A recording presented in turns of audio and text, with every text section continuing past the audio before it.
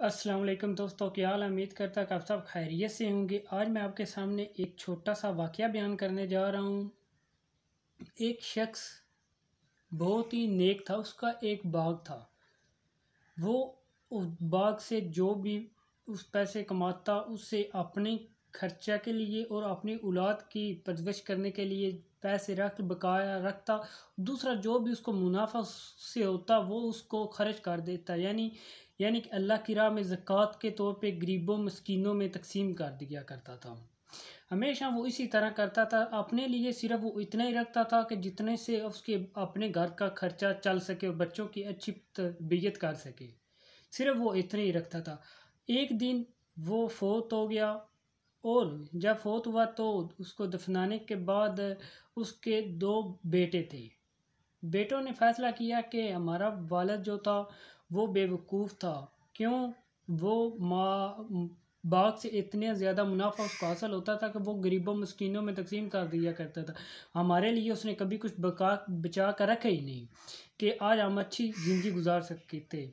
उन्होंने फैसला किया कि बाग तैयार है, क्यों ना हम इसको सारा जो भी मुनाफा हो वो अपने पास रख लें और हम अमीर बन जाएं।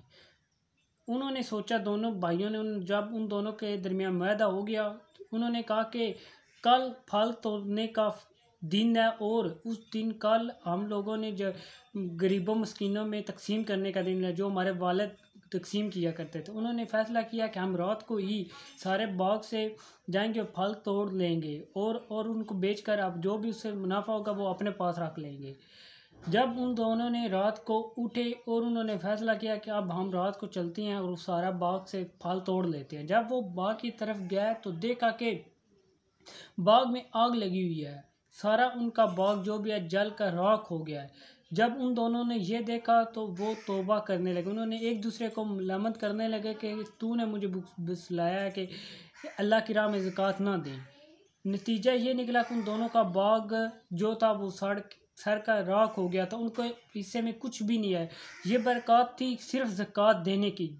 उन्होंने ज़कात देने से मना किया तो उनका बाग जल के राख हो गया।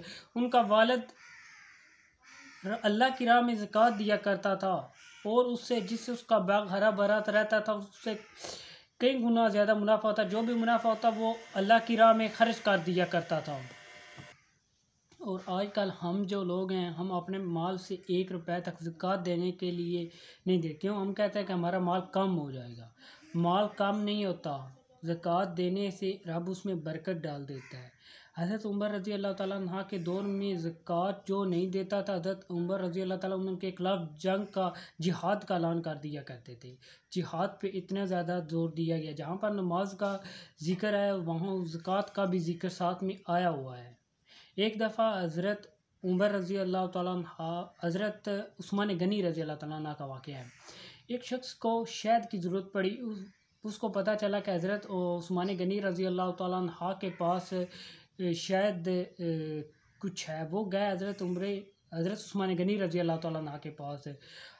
उन्होंने अर्ज़ किया कि मुझे कुछ शहद की ज़रूरत है। हज़रत उस्मान गनी ने अपने ग़ुलाम से कहा कि जाओ, ऊँट के ऊपर 2 मटके पड़े हुए हैं, उसमें से एक मटका उठा लाओ। उस नौकर ने, जो ग़ुलाम था, उसने कहा कि हज़रत या रसूलल्लाह के जब हम एक मटका ऊँट से उतार लेंगे तो उसका वज़न बराबर नहीं रहेगा। हज़रत उस्मान गनी ने कहा कि जाओ, दोनों मटके लाकर इसको दे दो। उसने कहा कि फिर हम ऊँट का क्या करेंगे? हज़रत उस्मान गनी ने कहा, जा इस ऊँट को भी लाकर इस शख्स के हवाले कर दे। वो दौड़ता हुआ गया और उसने ऊँट हज़रत उस शख्स के हवाले कर दिया।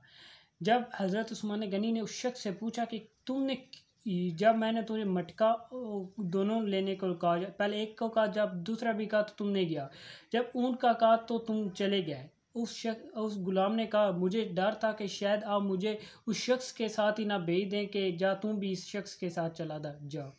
ज़कात देने उस्मान गनी रज़ी अल्लाह ताला ने अपनी मिसालें बहुत सी कायम की हुई हैं, जिनमें से जो मैंने आपके सामने में अभी बयान की है। ज़कात देने से माल पाक हो जाता है।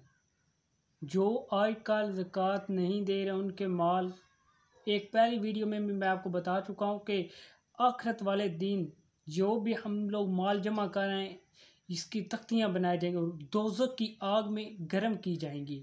वो गर्म तख्तियाँ हमारी पीठ पर लगाई जाएंगी और वो खुद तख्तियाँ बोल कर कहेंगी, मैं तेरा माल हूँ जो तूने सारी ज़िंदगी मुझे जमा किया, मैं वो माल हूँ, बता।